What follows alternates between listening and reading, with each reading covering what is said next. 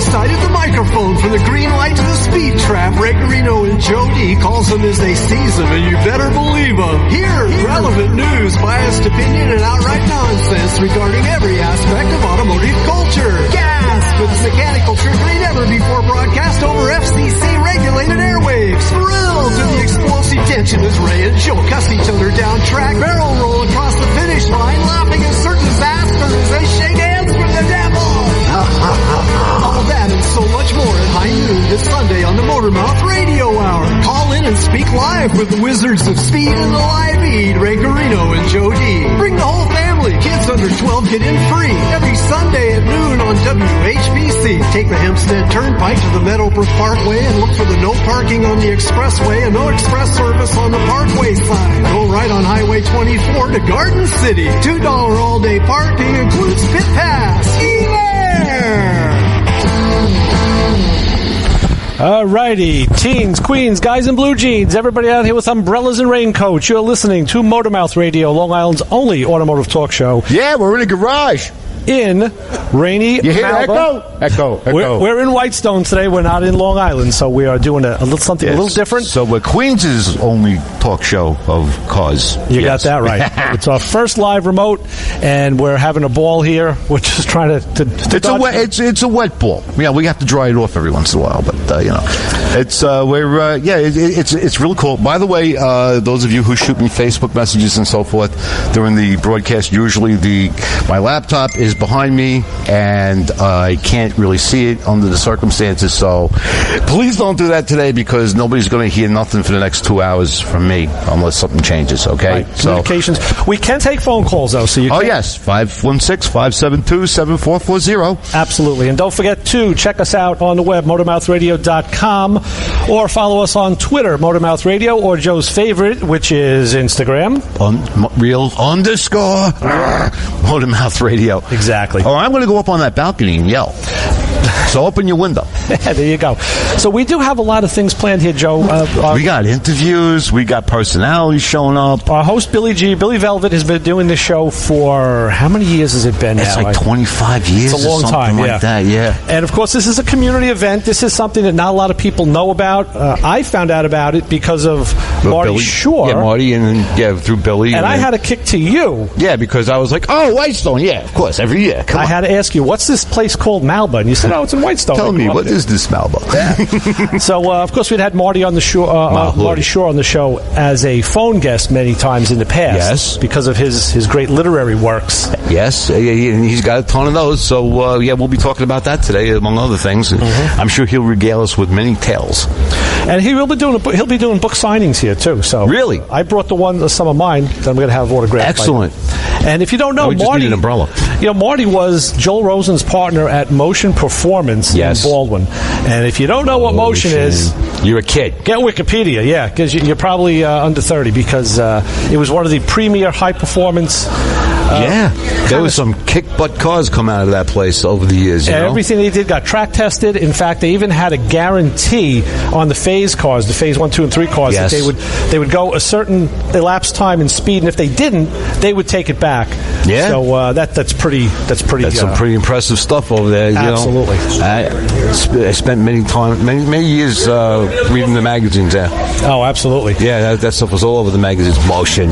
Oh, sure. I always aspired to a Motion Camaro or a Motion Nova. Me too. I was lucky to grow up just a few towns away from there, so I was able to go there to buy parts. But never, I was never one of the big players because, you need some money to be a big player. Yeah, I was going to say, and besides that, at that point in Queens, you guys, that was out in the undiscovered reaches of space there. So. Well, yeah, for you guys, but I know guys would always travel because I've gone. Oh yeah, eventually we did. Yeah, SNS. I went to SNS Speed, and of course, the one you worked at, F&J Roadrunner. F&J and B&R. That's what I'm thinking of. Back in the day, your local speed shop was pretty much your hangout. Where you had loyalty to that particular store as a rule. Mm-hmm. You know what I mean, and you had friends from that. But all right, you know what? We're going to go with the phone. We're going to take a call, and we will say. Hey, that's right. She wants the flashy thing today. We'll say hi. You're on with the Motor Mouths. Hey, hi, get the Bronx. Congratulations with your remote. We're doing a really good job out there and having a lot of fun. The day is young. Don't worry about it. Yeah. What's going on, Bronx? How can we help you today? Okay, got a question for you. I picked up a new toy, a Saturn Sky. Nice car. 2007. Cool. Okay. Just for the wife to kick around in. And I'm having a cooling system problem with it. Now I flushed the system, changed the thermostat, but the car runs from 0 degrees up to 220 and holds. It's not like the thermostat is clamped shut. And what? Okay, it's 220 degrees. All right, and it stays there and never overheats or nothing? Yeah, it's overheating, right. It was right up. Like, the thermostat is never opening at all. There's no bypass. It just keeps going, climbing exponentially. Any ideas? I flushed the system. When I changed the antifreeze in it, it was crystal clear. It was pure, nothing in it, no shavings, no metallic, absolutely nothing. It was perfect. Now, but and making the key sign, which is like thermostat. Which is I spent. Wait a second. Now, as far as that goes, what happens here is it's definitely 220 degrees. Yep, go 220 it stays. And the electric fan is kicking in, so I checked that. I threw the air conditioning on, fan kicked right on with it, so I kind of eliminated that. Then you have antifreeze in there, right? At the proper mixture? Yep, okay. right. It's just sitting at idle. Just idle, and it goes right up. Not even driving it. You don't even have to drive the car. As soon as you start it up. When I ran it, to get the air out of it, it just kept going up. And yeah. Bronk, what is the boiling point of antifreeze and water? I'm sorry? What is the boiling point of the boiling temperature of water and of a proper coolant mixture? It go up to 260, 300, depending on the mix. Okay, so you're boiling at 220. Yeah, and it's actually boiling in the tank. Boiling 15. What's wrong with that picture? I wish I knew. Then it ain't boiling. What? Then it ain't boiling. Then you have some type of, you may have like a head problem or some cooling system problem, because if it's boiling, what you see, or it's got a hot pocket. I was thinking of an airlock, but also kind of a steam pocket. Yeah, hot pocket, see. Yeah, you're thinking of breakfast, Joe. Come on. The hot pockets. Yeah, but... what I did when I put the thermostat in... Right. I used the old-fashioned thing. You put tildes to keep the thermostat open to help purge the air out of it, so when you start it up, when she starts to belch, it kind of gets all the air out of the head, out of the cylinders. It does about 60-70%, and then you run it, through 3-4 cycles, and it's supposed to purge all the air, but it didn't make a difference. Doing this before? I'm sorry? Doing this before before you got the car? We're getting a double feedback. So I'll only say half words? Now, the question is, was there a pre-existing condition on that car, Bronk, that you know? It could be. It's very possible. I figured maybe have a direction. I'm going to go see my friends down at Chevrolet tomorrow and talk to them and see what they have any ideas with. Still there? Yeah, I'm here. The question is, does the heat in the car work, Bronk? Yeah. The phone connection is bouncing and echoing back and forth, so it's very difficult to understand and hear what's going on. Okay. Maybe we'll get to talk off air, because you may have a restriction someplace that's causing the stat not to open. That's what I figured. It's got to be a blockage. I'm wondering if the water pump, because that works off the timing chain, if there's something wrong with the pump and I'm not getting circulation. Take the thermostat, break out the middle of it, so in other words, it's just now a restriction, put it back together and see if it does it. I did that already. I ran it without the thermostat. And it still does it? Still does it, yeah. You got a blockage. I know, thank you.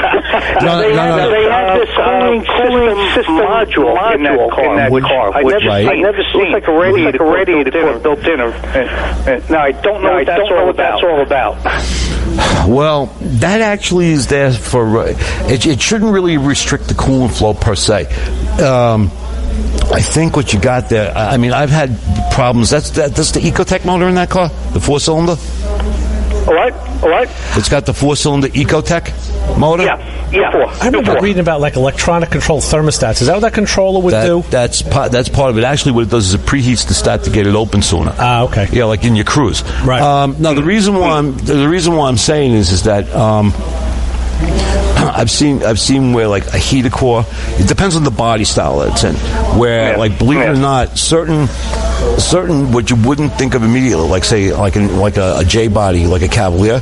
If the heater core was restricted, it doesn't let the thermostat get hot.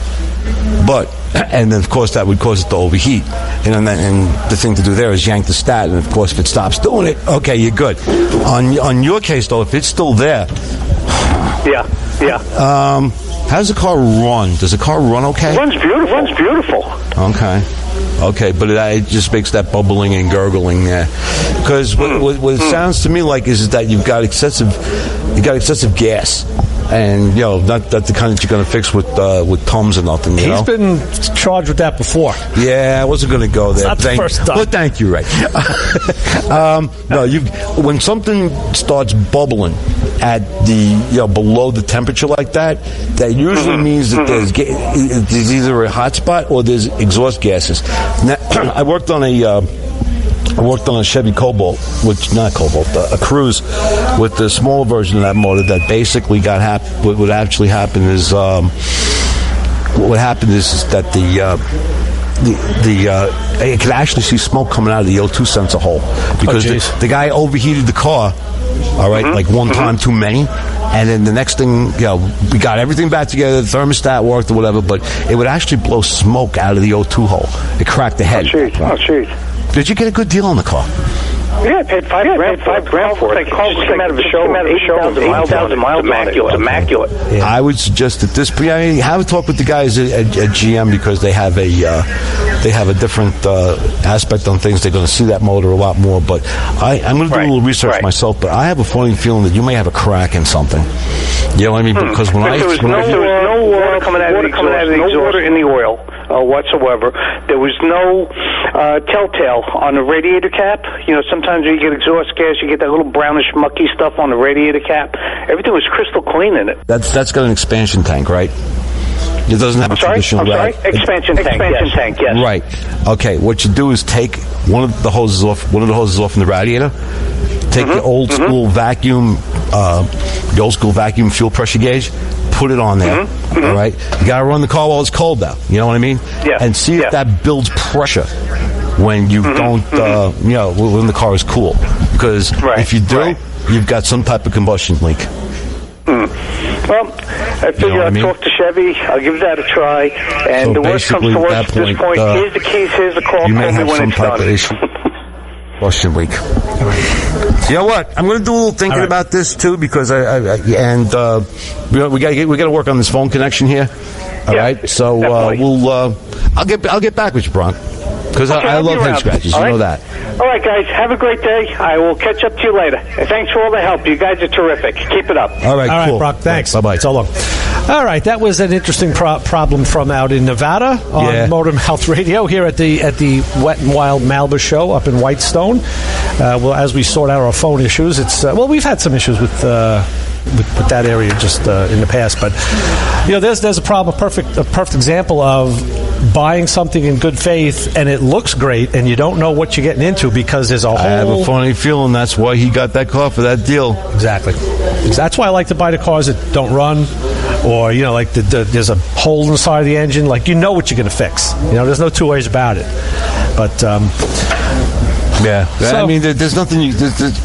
when it comes to stuff like that, this is the kind of thing where after somebody's done the basic checks, all right, I would get on like ITN or maybe Identifix, depending, and I'd see what other people have run across with that because that car does have a semi-unique cooling system with the cooling system module. Yeah. But those they give names to things that don't necessarily.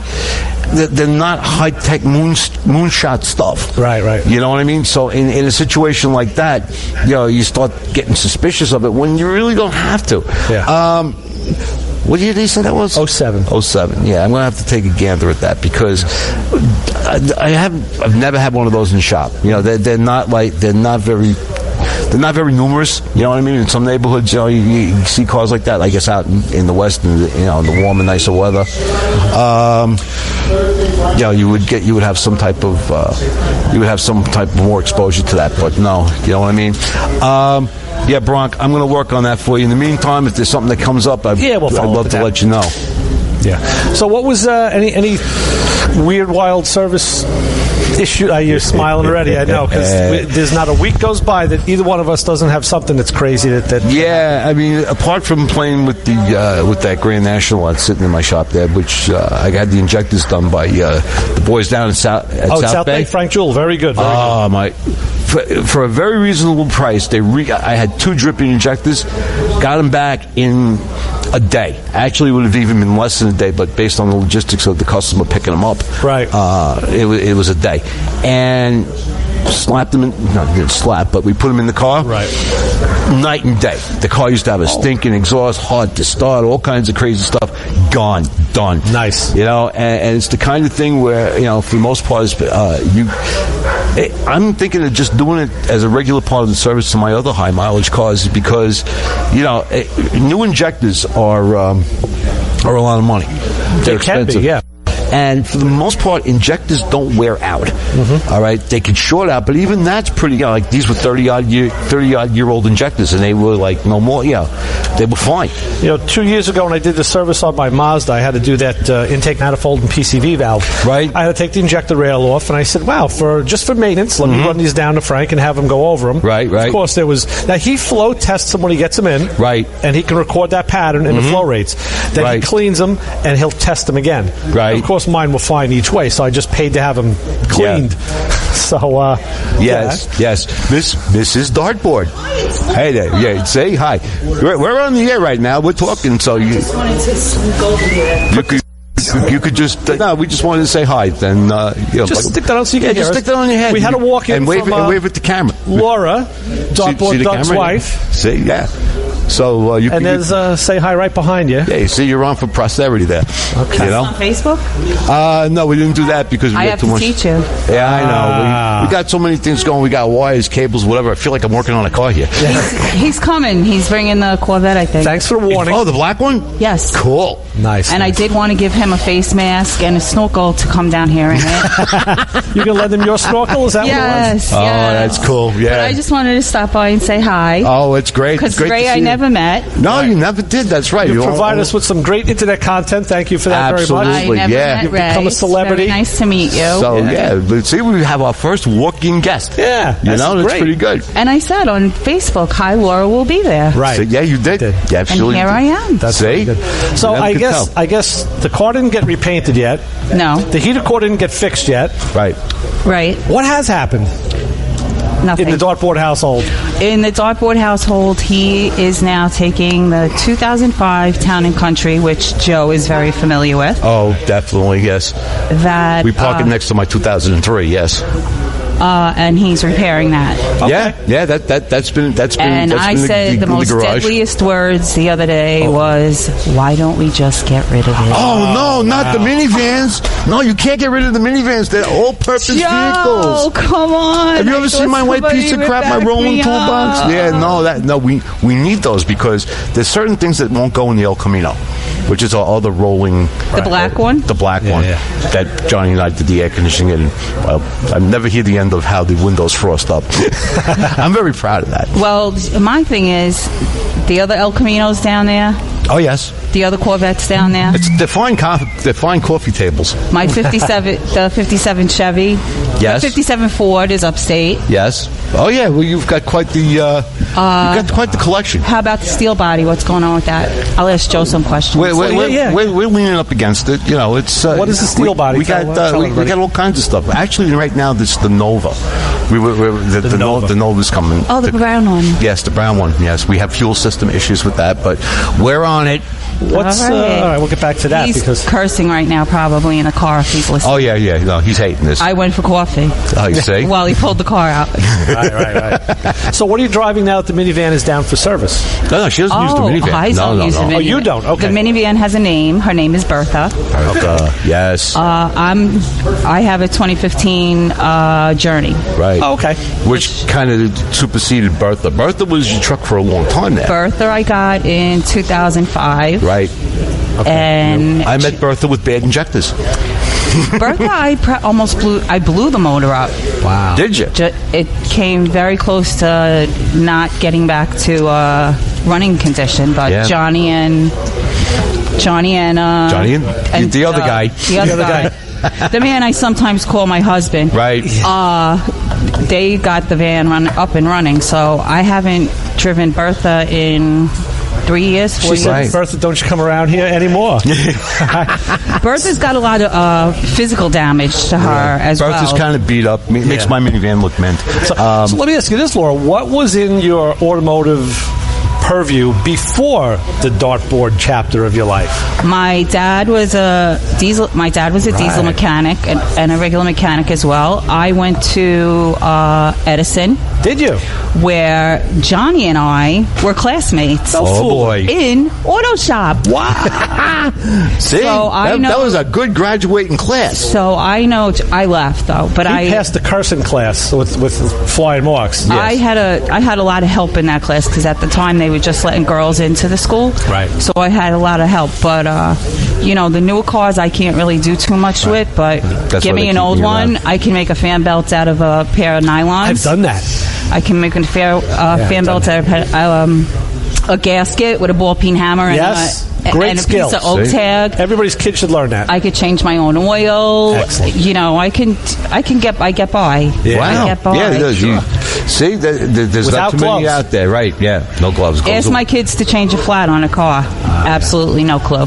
Yeah, I know. When you got parents that are like the Indy pit crew, what do you got? Exactly. See that they got us. I had a 1970 or 71 Toyota Corona.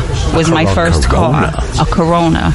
My dad rigged up the carburetor with a piece of wire, and I drove from here to Pennsylvania and back. Oh yeah, Doug told me about that. Yeah, here from Pennsylvania to back. So my dad taught me a lot of girls got guts, little tricks. That's cool.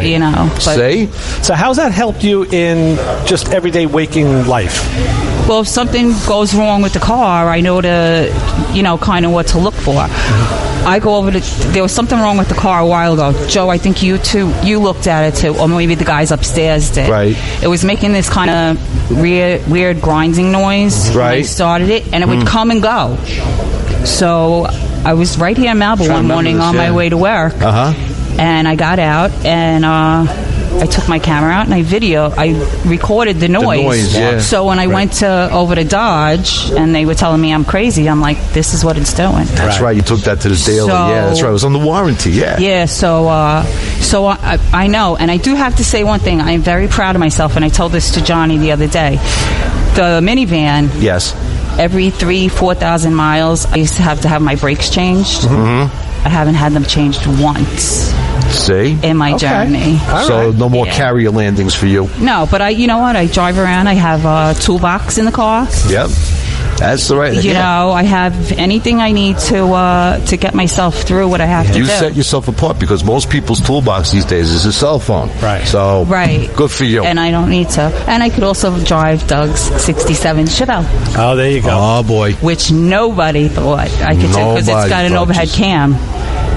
Oh. So the first time I took that thing's a beast, I took it and I picked my daughter up and she said, "What is this?" I said, "Sit down and shut up." Yeah, there you and hold on. Yep. And that was it. Great, so, That's right, because Dougie letting people drive that car, that's like Bandit taking his hat off. Nobody really does that. Yeah, well, he actually had it out one night and she needed a ride and I went and picked her up in it.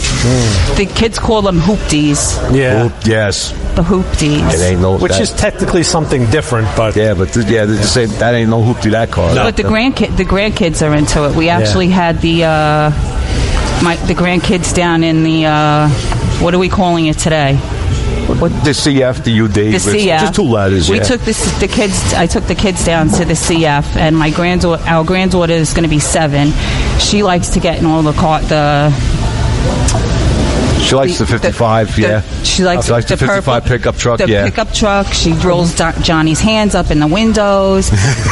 And my grandson, who's 2, was down there for the first time, and he's running around down there saying, car, car, car, car, car. So the grandkids... So he'll fit right in. The grandkids are the ones that are going to be into it, It's a generation. Yeah. So anything goes with the car or whatever, I take my granddaughter with me, tell her, like, you know, this is what we got to look for. She watches where we change the oil, and she always wants to go with Doug down there. Yeah. I want to go with Peepaw to work. I want to go with Peepaw to work. Yeah, she loves the garage. That's great. Not only just kids, girls too. Yeah. So. Yeah. Well, takes after grandma. I can see that. That's why I don't have manicures. I don't use gloves. Right. Yes, I know. I could see gloves are for wimps. I understand. When I was 5, my father had me on a crawler underneath Mack trucks. Yeah. He gave me a screwdriver and he set me underneath there, and I would just play with stuff. But then he showed me how to unscrew the clamps, the lenses for the lights and stuff. So since I'm 5 years old, I've been playing rolling in and out onto cars. That's a funny story. Cool. Down at the shop, they now have a detailer who works there, and really good guy. If you need something detailed, he's the man. He's a good guy. And I was working on the Monte Carlo in the bay next to him. And I was getting ready. He says, "Oh, here you want?" He goes to hand me a set of black gloves. I'm like, "No, what do I need those for? I'm not a detailer. Yeah, right. I'm a mechanic. I don't need that." So he looked at me like, "Huh?" I'm like, put the gloves on and play with the compound. Really. As soon as I start doing brain surgery, we'll whoop them things out. Right. But, well, I'm going to get out of here because I want to go home before he gets here. Oh, boy. It was very good to see you. And Thank you. A pleasant surprise. Thank you. See? You too. It was nice to meet Ray. Yeah, see, for one. Yeah. All right, good. Yeah, you may. Take He's going to kill me. That's all right. We'll be your alibi. Don't worry. We got you covered. All right. So our first walk-in interview. Excellent. Listen to me. I had you on the radio. Excellent. All right, Laura. Yeah, we did that. That's what I said. I'm going to go out there and I'm going to yell from the balcony over there. Yeah. So that's great. On 90.3 WHPC, our first walk-in, Laura, who's been a guest on the show in the past. She's a subject of one of our videos. She's been our caller, yes. And we are at the MALBA show in Whitestone, right at the base of the Whitestone Bridge. Right. And we're looking at the Bronx. Yeah, we are. Hi, Bronx. You know. College Point. How you doing not the Bronx. Bronx. No, we're not looking at him. Right. Yeah, I got to think about his cooling system problem because that vaguely. Right. I have to go back into thinking mode for that. If he does go to the dealership, that's a good start because they would, like you said, Joe. They, from being a dealer guy, those are the things you see all the time, and you're proficient in it, even if that's you get used to it. You know what I mean? Yeah. Not to mention they have that they call it the parts cannon. Well, right.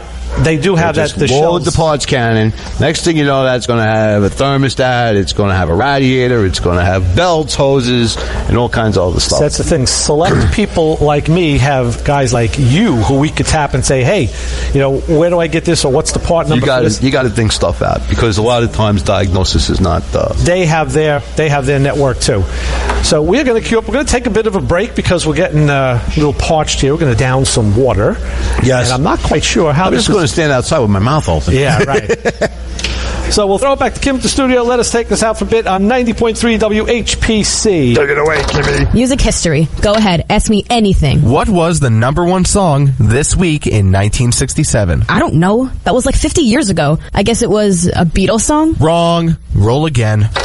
Okay, music history again. Go. What was the #1 song this week in 1981? How the heck am I supposed to know this stuff? You obviously aren't listening to my show, The Classic Countdown. It's where we count down the biggest hits of the week, but not from this year. We go back in time to the 60s, 70s, and 80s, giving you the biggest hits of the week. I know I can beat this game. Let me try one more time. I don't believe it. Music history again. My favorite subject. What was the #1 song this week in 1977? All right, I'll listen. When is it on? Listen to the Classic Countdown with me, Zach Turkel, Wednesday evenings at 6 on the voice of Nassau Community College, 90.3 WHPC, and on the iHeart Radio app. I gotta go get ready for my show. Later. I guess I win by default. Winning! You can't buy a best friend. You can love them, walk them, pet them, and care for them, whether they want you to or not. You can take a picture or 50. You can fly to the moon, travel the world, or just stay in bed. You can't buy a best friend like that, but you can adopt one. There are millions of pets waiting for a best friend just like you. Help us save them all at bestfriends.org.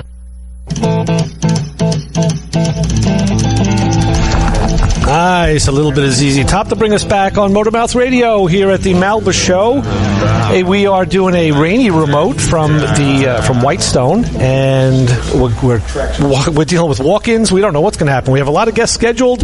Your host, Ray Guarino, Joe D.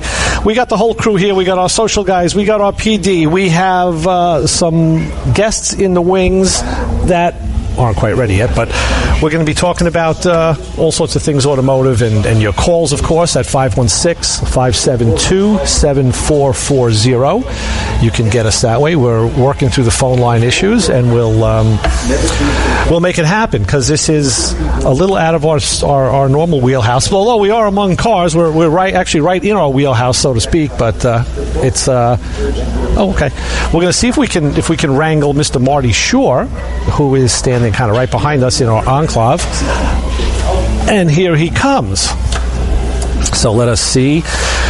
We'll make sit right over there, Marty. We're gonna get him a spot in out of the rain. Make sure you can hear. You got it? No, you can't. Let's see what mic. All the levels are up. Yeah, just talk. Yeah. Okay. Just say something, Marty. We'll find you. Okay, that was good, huh? Arrested Development. Lower is, how's that? I don't know which one he's on. That's 4-3. He's good. How's that? Nothing. Just talk. Now you got nothing. Just talk. Say something. Okay, say something. We'll work it out as you do. We'll on the fly. Hello. Is that working? I hear you just fine. Yes, and I'm How sure. come I can't hear you? Really? I don't know. That is interesting. We'll work that out. You know, when you do remotes and you do things like this, there's always little details to be worked out, little bugs, but Get a little lower. There's on-the-fly engineering. We can do this. How's that? That's perfect. Okay, now it's perfect. We went from totally fakakta to perfect. Here comes Joe D. Fakakta. And words I think Marty's used in his magazines many times.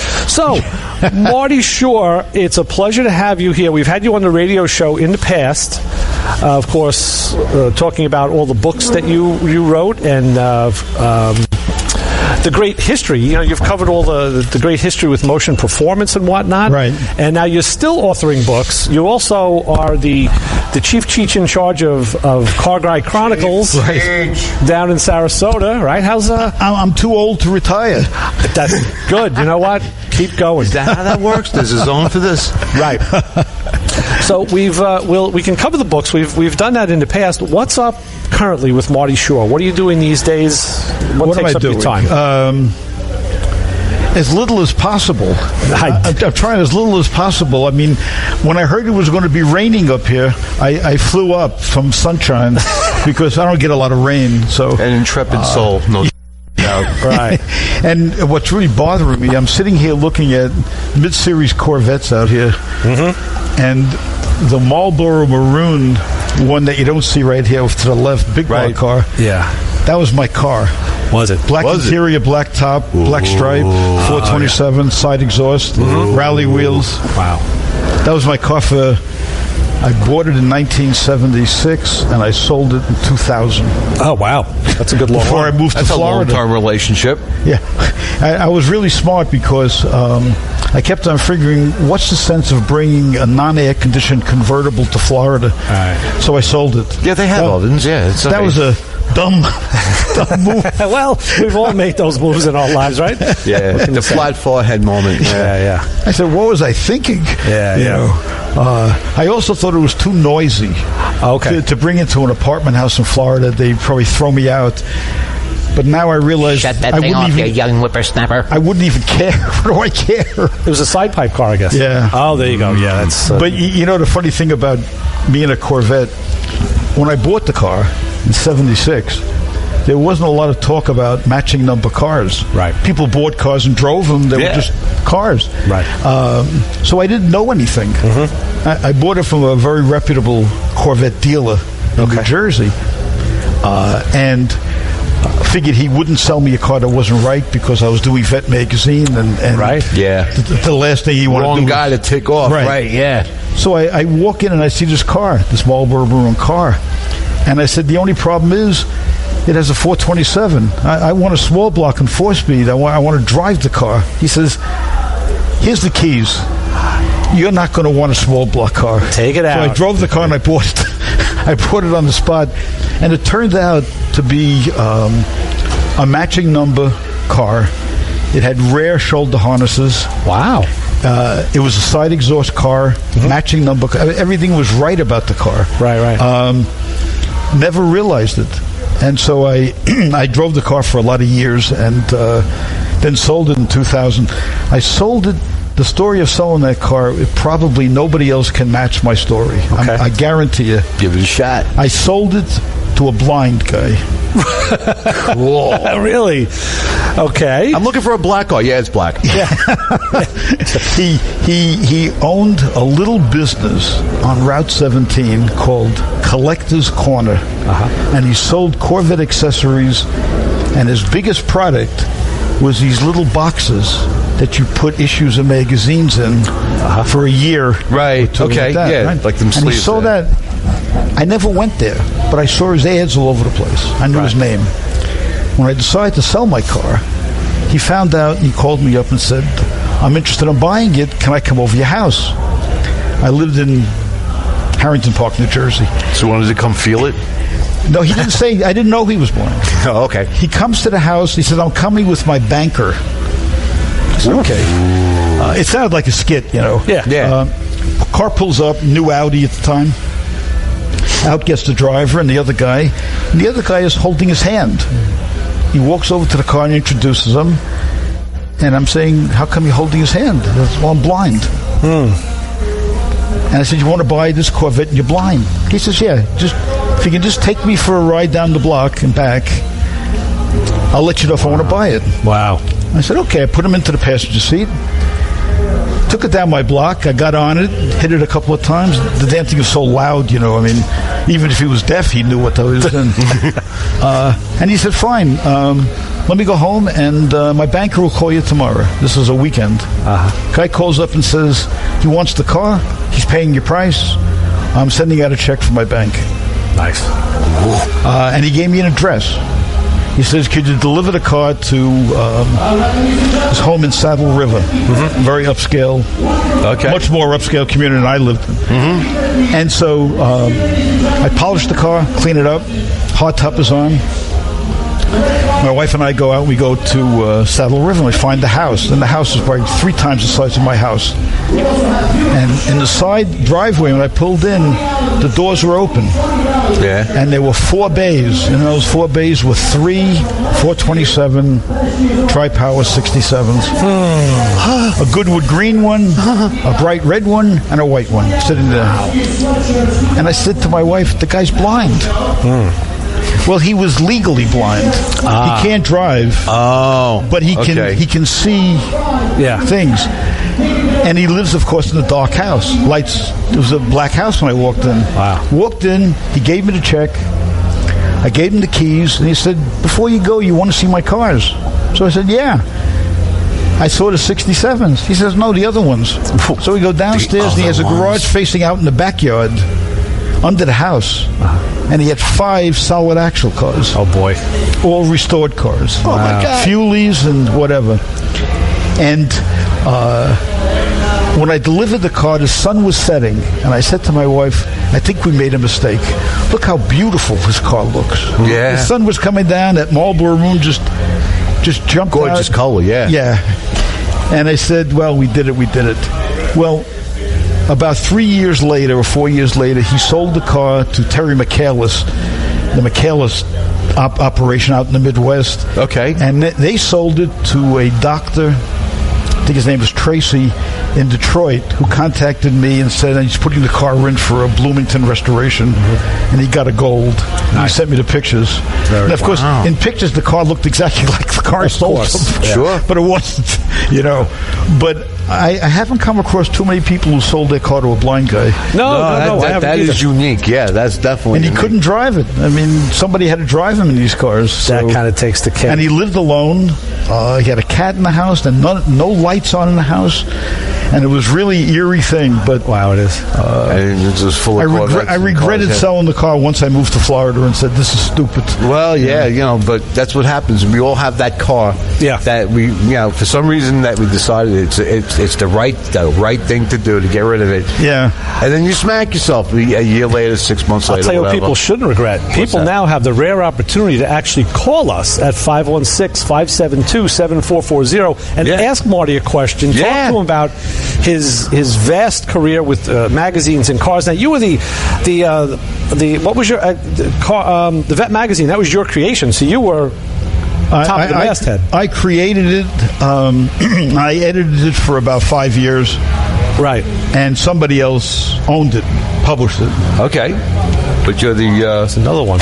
Marty Chevy. I want to show you something. I did bring my books because I in the past you've been very gracious to autograph some books that I'd gotten of yours. I sent them down to you and you sent them back, but now is a great time to bring them in. But I have one that I don't know if many people would actually still have in their collection. The GTO book, yes. Yeah, because me being a Pontiac guy pretty much all my life.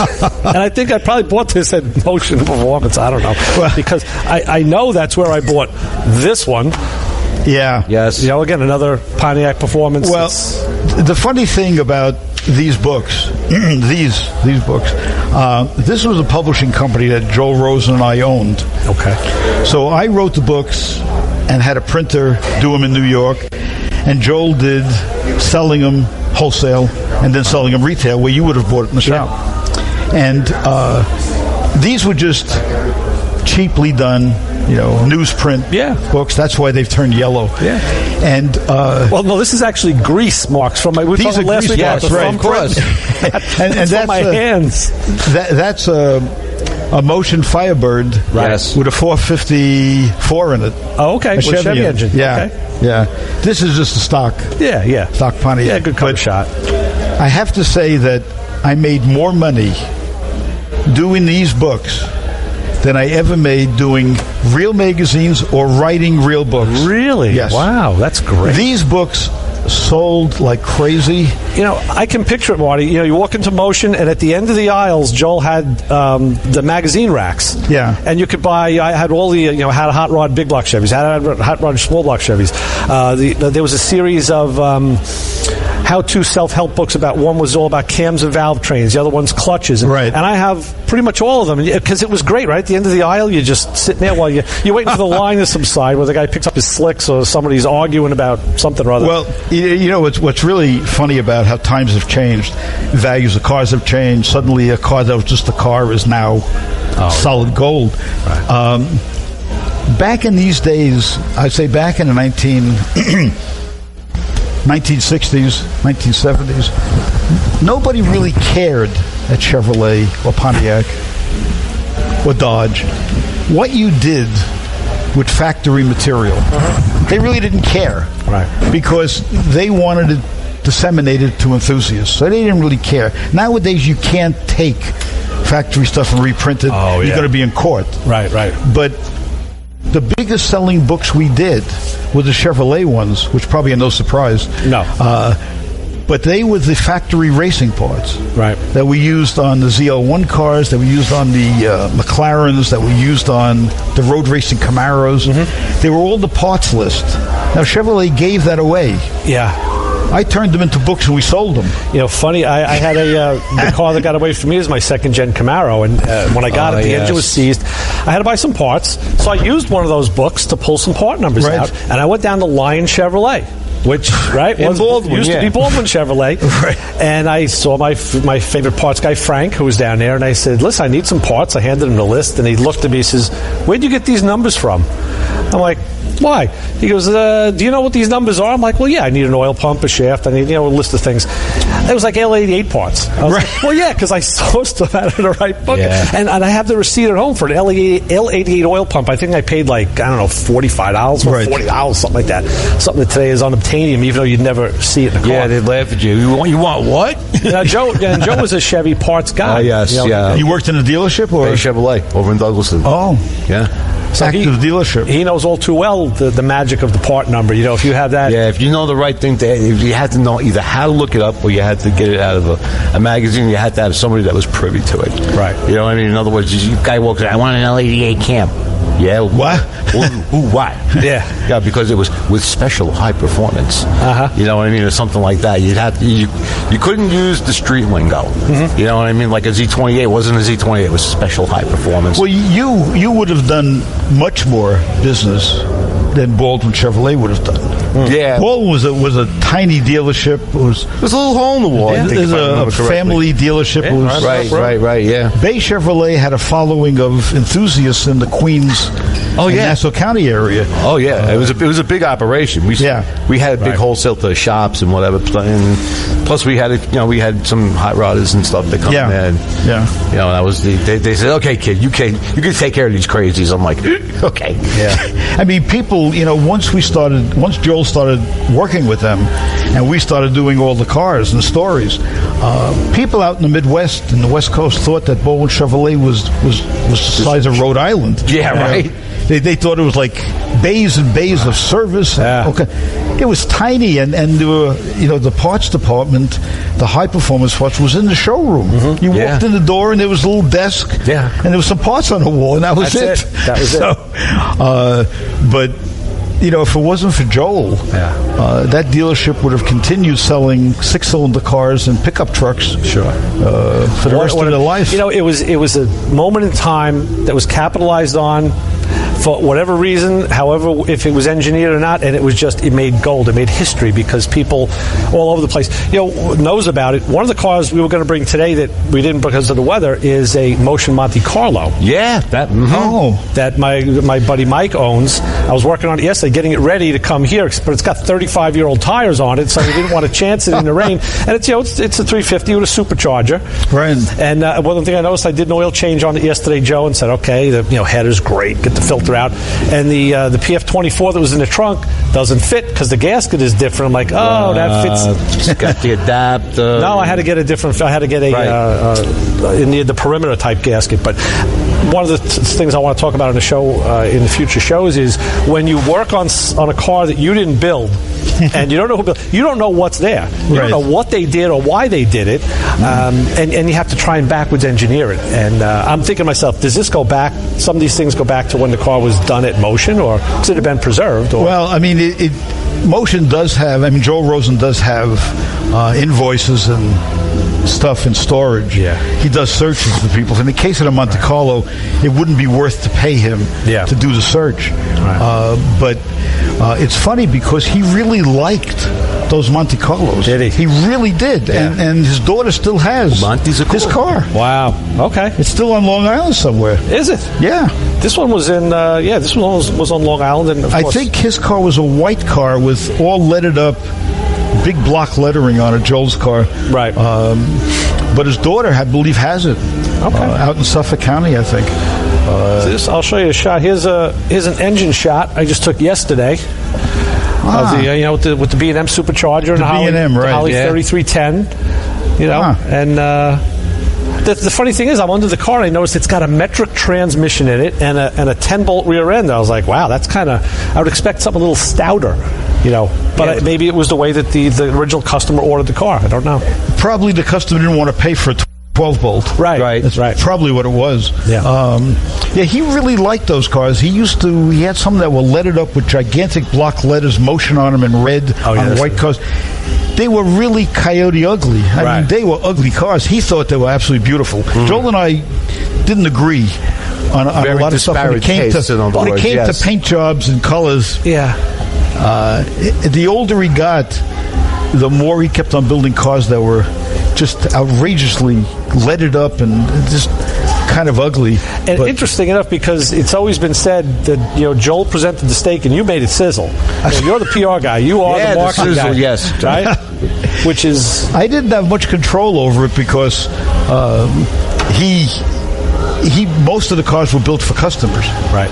So the customer got what the customer wanted. Right. You lay down the money, you get what you want. The demo cars were Joel's. He would do those. And those were, back in the Gen 1, Gen 2 Camaro days, they were conservative cars. Right. They were just nice cars. Sure. And the Corvettes he had were also very nice, too. Oh, yeah. Well, I'll tell you, our listeners are getting what they're paying for today, Joe, because we are Motormouth Radio at the MALBA Show in Whitestone, right here with Mr. Joel. Not with Mr. Joel. We're not here with Joel Rosen. Jeez, Joel's in Florida. The seance is upstairs. I'm here, right? Yeah. With Mr. Marty Schorr. Yes. On 90.3 WHPC, we're bringing you the best in radio broadcasting for your car show Sunday. Yeah. That's what is it is. It's a combination car show and car wash. Right, bring a little soap and you got it made, right? Yeah. We got some. You should have said free car wash. Free car wash. Exactly. Yeah, that's true. Right, and we are. I was just reminded. We're on for an extra hour today. Yeah, we are doing a 2-hour thing. We're taking an hour from Kim, so that's nice of her to. Yeah, Kim gave it. Kim stepped aside for us there. Right. You know what I mean? And so you guys strap in because we're going to be hitting you for double shot this week. And we are going to have. You can call us. Don't forget 516-572-7440. You can talk to Mr. Marty Schorr. You can ask him a question, and because people call us during the year and say, "Hey, you know that guy? That motion, the Corvette guy there. You know him, right? Yeah, he's that guy. Yeah, right. Yeah, we walk around before and people say, "Hey, you're that guy, right?" That guy. So sunny Florida, but your route. What's it like when you come back to good old New York? Does it give you like warm and fuzzy, or does it give you that oh crap moment? Like no, it's warm and fuzzy. I'm a New Yorker, and basically born in the Bronx and right over there, right, and spent much of my life in Manhattan and the Bronx, and to me, moving to Florida in 2000, the deal with my wife was that we have to be able to come back to New York, right? As often as possible, and so we try to make it up. A couple times 10 times a year. Oh, that's nice. That's good. To do it, and to me, unlike Floridians when they come to New York, the noise, the traffic, the crowded restaurants, it doesn't bother me. It's normal, right? It's normal. Yeah. And also the good coffee, the pizza, the bagel, the faster service. That doesn't bother you either, right? Right. Everybody moves in like at least out of the first year. Well, when I moved to Florida in 2000. Because I moved to the West Coast, which it's not the direct path from New York for retirees. Right, all the New Yorkers go on 95 and they come down to Miami, Fort Lauderdale, East Coast. The Midwesterners come down on 75 and go to the West Coast. Right. But the East Coast was too crowded and too noisy for me. So we settled in Sarasota. But there were at the time, no good bagels. There was no such thing as good pizza. Pizza was... Their interpretation of Domino's. Pizza was like Domino's. And yes. And so I was there back when. Yeah, I understand. We struggled, for a number of years, but what happened is it caught up rather quickly. You can get good bagels in Sarasota. And now we have places that make either New York style, what you're used to from Brooklyn or from Long Island or from the Bronx, pizza. And a number of places are making thin crust, real Italian pizza. Nice. Okay. And the food is getting to be much more real Italian. Okay. And so... probably some more real Italians there. Can you get a knish? Only in a couple of places. There's always something. That's more of an East Florida thing, right? Yeah. I come up here, and the first thing I do is, after I land, is I walk over to Zabar's on Broadway, and I stock up on knishes and good Potemkin mustard. And all I kind of, right. Yeah. And so I have food in the house, But, and I've been doing this now for 18 years. Right. And it becomes part of my life. New York is I'm a New Yorker. When people ask me where I'm from, it gets into your blood. I'm from New York. Yeah, right, absolutely. Went to school here, and grew up here, and and I have to say, another New Yorker that actually that's how we got to meet you was our good friend, our departed friend Joe Oldham. Yes. Oh, when Joe wrote his book, Confessions of a Muscle Car Test Driver, I was trying to get a copy of it, and somehow I got your contact information. The publisher sent me yours, right. So I contacted you, and your book was coming out too at the time, the motion book, right? And you told me, listen, get Joe on first, put Joe on, and he goes, and then you said, well, when I'm done, you come back and talk to me. And I told my co-host at the time, I said, I think we just got the brush off. I said, I really think he just told me politely, see you, kid. Go talk to this guy, yeah. Guy. But we did. We got in touch with Joe, had him on, and what a sweetheart. I mean, we love Joe. How do you not love Joe Oldham? Oh, he was great. And then, of course, followed up with you with the motion book, which I don't think I have that one with me. No, I have day one. But, just such fantastic stuff. And I'm sure that just had to be, I know to read that book, I couldn't stop. It was like, like a 2-day read and you're done with it. And I was like, where's volume 2? Where's volume 3? You want to keep going. Right. Was it as easy to write? Well, to be honest with you, what happened with the book was that when I wrote the book before it, for Total Performance, which I know you have,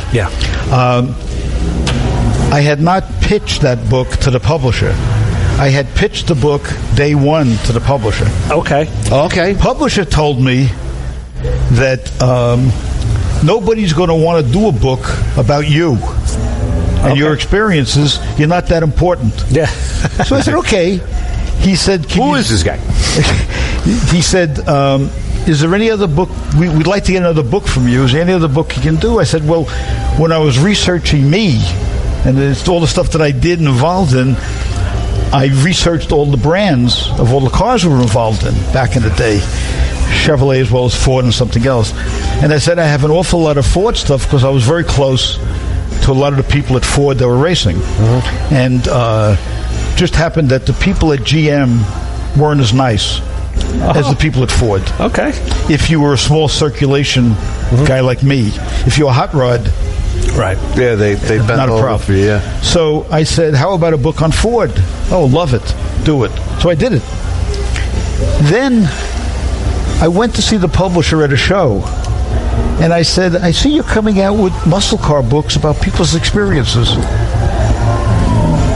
Why did you turn my book down?" He says, "Well, pitch it again." So I pitched it again. He says, "What a great idea. Why don't you do it?" So I said, "Okay." He didn't have his brand of coffee that morning. So I did it. Right. And essentially, that book became easy to do because I had done all this research before. Yeah. But the interesting part of it that many people may tell you who have written books, and Oldham would have told you this, possibly, stuff that happened in the 60s and 70s, we didn't do as much research back then as we do now. Okay. And over those years, people have come along and have done an incredible amount of research.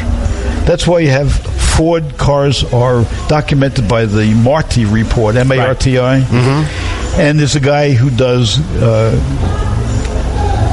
Galen Govia, right? Does the Mopar. He does Mopar books, Mopar cars. Yeah, yeah. And basically, they've learned all kinds of things that we didn't know back in the day. Right. So there was a lot of new information, and basically, it's that time machine. Yeah, it really is. And one of the little features in day one, which, by the way, is probably my best work, is stuff on a '69 Zl1 Camaro. Not the 69 cars they built for drag racing. Right.